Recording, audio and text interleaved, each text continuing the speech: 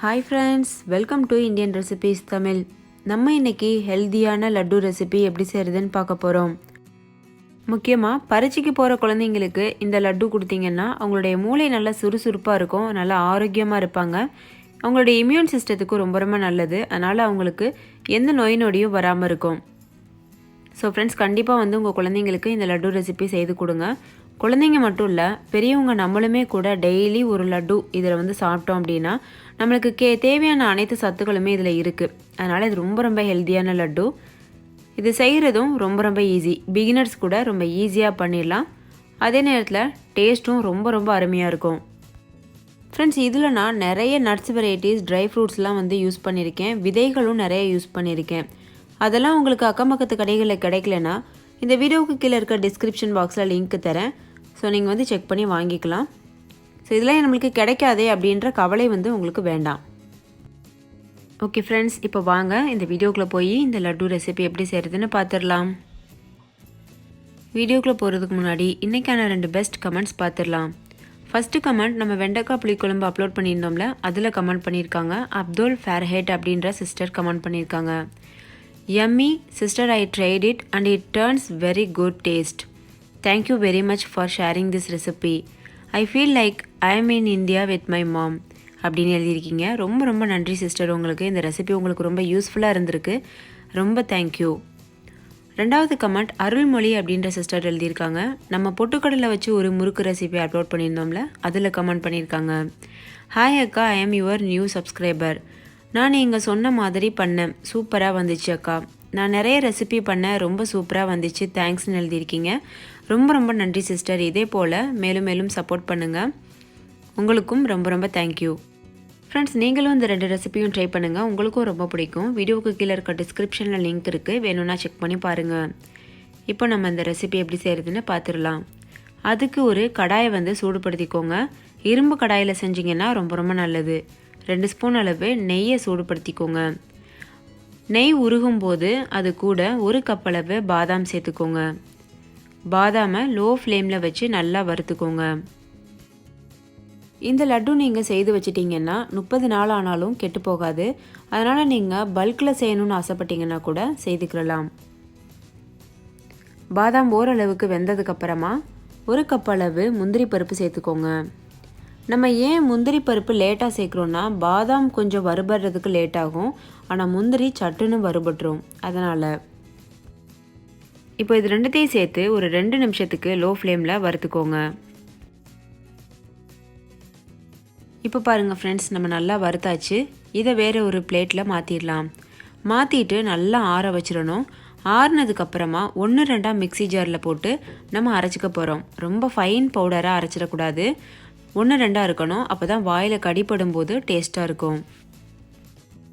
இப்போது அதே நெய்யில் 1 கப் அளவு பூசணி விதை சேர்த்துக்கோங்க. சேர்த்துட்டு லோ ஃப்ளேமில் வச்சு இதையும் வறுத்துக்கோங்க. இதையும் ஒரு 2 நிமிஷத்துக்கு நல்லா வறுத்துக்கோங்க. ஃப்ரெண்ட்ஸ், இந்த ரெசிபி நான் முக்கியமாக நம்மளுடைய சப்ஸ்கிரைபர் நண்பர் ஒருத்தவங்க கேட்டிருந்தாங்க, அவங்களுக்காக தான் நான் அப்லோட் பண்ணியிருக்கேன். ஸோ இது வந்து எக்ஸாம் டைம், ஸோ நீங்களும் பார்த்து பயன்பெறுங்க. இது நிறைய பேருக்கு யூஸ்ஃபுல்லாக இருக்கும்னு நம்புகிறேன். ஓகே ஃப்ரெண்ட்ஸ், இதை நம்ம நல்லா வறுத்துடலாம். நல்லா வறுபட்டதுக்கு அப்புறமா இது கூட 1 கப் அளவு தர்பூசணி விதை சேர்த்துக்கோங்க.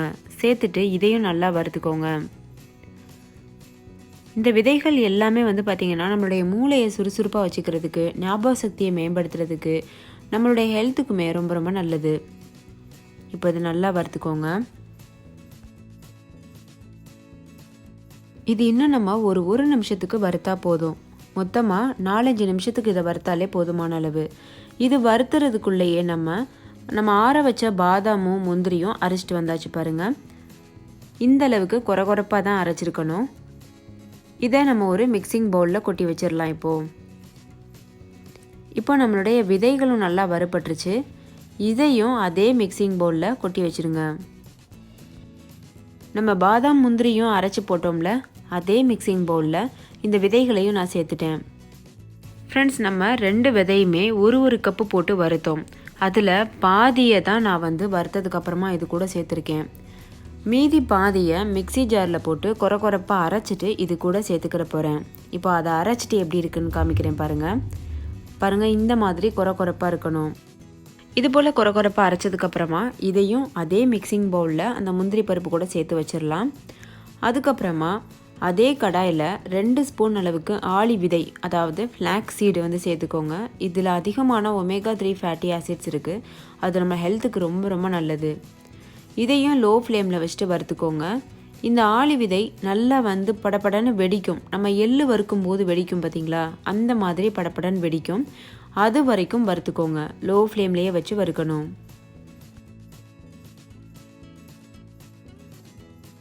இப்போ பாருங்கள் எப்படி படப்படன்னு வெடிக்குதுன்னு.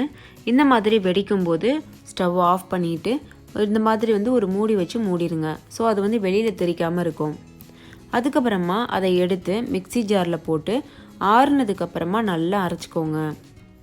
அதை அரைச்சதுக்கப்புறமா எப்படி இருக்கும்னு நான் கடைசியில் காமிக்கிறேன். இப்போ நம்ம தேங்காயை வறுக்க ஆரம்பிச்சிடலாம்.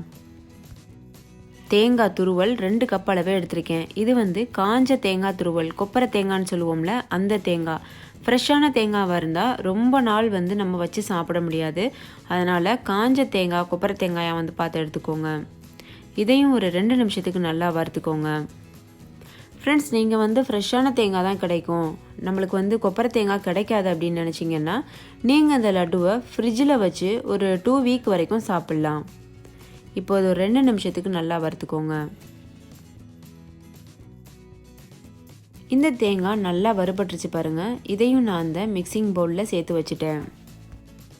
இப்போ அதே கடாயில் நம்ம வெள்ளைப்பாகு காய்ச்சிக்கிற போகிறோம். 1.5 கப் அளவு நாட்டு சர்க்கரை சேர்த்துக்கோங்க. ஃப்ரெண்ட்ஸ், இதை நீங்கள் வெள்ளை சர்க்கரையிலையும் பண்ணலாம். ஆனால் நம்ம இன்னைக்கு ஹெல்த்துக்காக தான் லட்டு தயாரிக்கிறோம். அதனால் நம்ம வெள்ளை சர்க்கரையை அவாய்ட் பண்ணுறது ரொம்ப ரொம்ப நல்லது.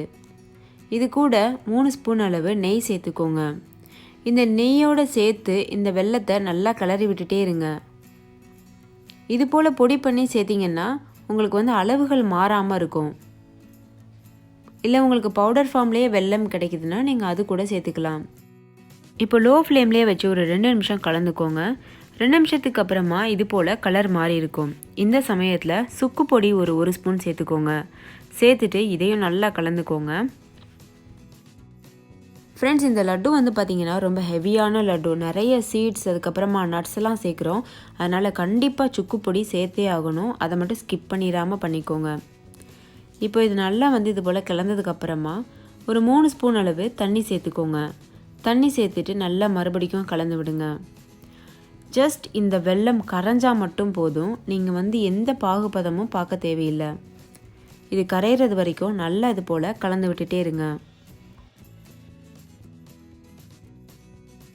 வெல்லம் ஓரளவுக்கு கரைஞ்சிருச்சு. 4 ஏலக்காயை நசுக்கிட்டு அது கூட சேர்த்துக்கோங்க. சேர்த்துட்டு இது போல் நல்லா மிக்ஸ் பண்ணிக்கோங்க. நீங்கள் இந்த நட்ஸுக்கெலாம் பதிலாக எள்ளு, வேர்க்கடலை இதெல்லாம் கூட சேர்த்து பண்ணலாம். அதுக்கப்புறமா பொட்டுக்கடலை கூட சேர்த்து பண்ணலாம். பாருங்கள் ஃப்ரெண்ட்ஸ், இப்போ வந்து நல்லா இது வந்து கரைஞ்சிருச்சு. நல்ல ஒரு கொதியும் வந்துருச்சு. ஒரு நிமிஷத்துக்கு நல்லா கொதிக்க வச்சுருக்கேன். இப்போ இதை ஸ்டவ் ஆஃப் பண்ணிடலாம். லோ ஃப்ளேம்லேயே வச்சு தான் நீங்கள் கொதிக்க விடணும். கரைஞ்சதும் ஸ்டவ் ஆஃப் பண்ணிடுங்க. பாருங்கள், நல்லா கரைஞ்சிடுச்சு பாருங்கள். இந்த சமயத்தில் நம்ம ஸ்டவ் ஆஃப் பண்ணிடலாம். இது ஒரு வெதுவெதுப்பான சூட்டுக்கு ஆறட்டும்.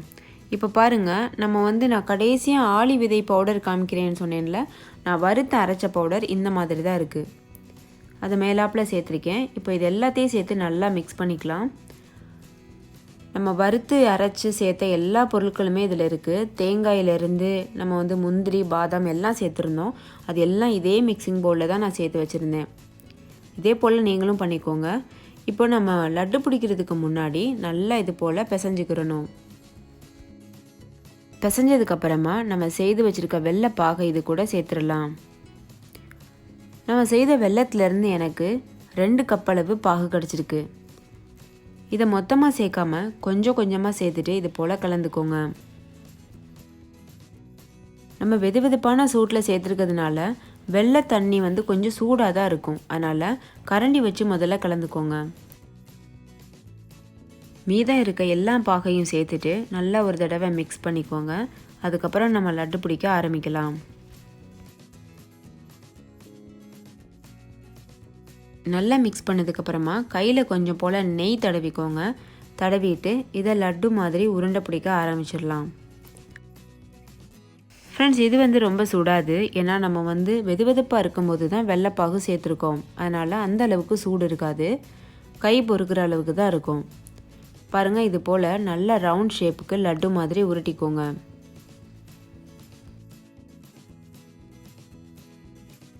அவ்வளோதான் ஃப்ரெண்ட்ஸ், நம்மளுடைய ஹெல்த்தியான லட்டு ரெடி ஆயிடுச்சு.